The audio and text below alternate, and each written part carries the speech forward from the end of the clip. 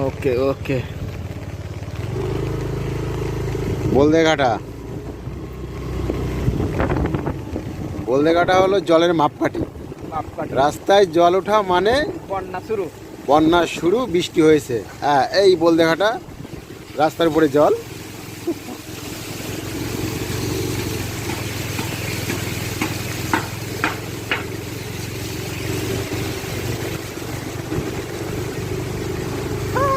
বন্ধ করে দাও।